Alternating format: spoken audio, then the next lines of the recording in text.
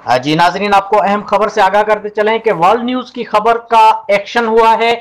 शालतीफ town में कब्जा mafia का राज था और बदनामे जमाना खालक मंगी का 22 बी के बंगलों पर कब्जा किया गया था। उसके कारणों ने कब्जा किया था, जिसकी खबर गुज़श्ता रोज ब्रेक की गई थी वर्ल्ड न्यूज पर, और जिसका एक्शन लिया है एमडीए के अथॉरिटी ने।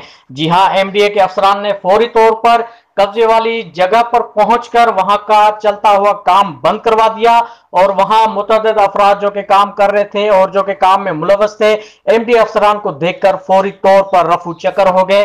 खालिक मंगी ग्रुप जो है वह बहुत सरगर्म है शालतीफ टाउन में, जो कि मुख्तलिफ जमीनों पर, सरकारी जमीनों पर कब्जे कर रहे हैं। और ये 22 सेक्टर 22 बी में जो कि बेंगलोज हैं वहां पर भी कब्जा किया हुआ था उनका। वहां पर तरक्याती काम जारी था, जिसकी खबर नशर हुई थी वर्ल्ड न्यूज पर, जिसके बाद फौरन एक्शन में आई है एमडीए की इंतजामिया, और वहां पर पहुंचे हैं अफसरान और फौरी तौर पर कार्रवाई की है। वहां पर चलता हुआ काम रुकवा दिया गया है, और उसके अलावा वहां के जो कारंदे थे खालिक मंगी के, वो कारंदे वहां से रफू चक्कर हो गए हैं।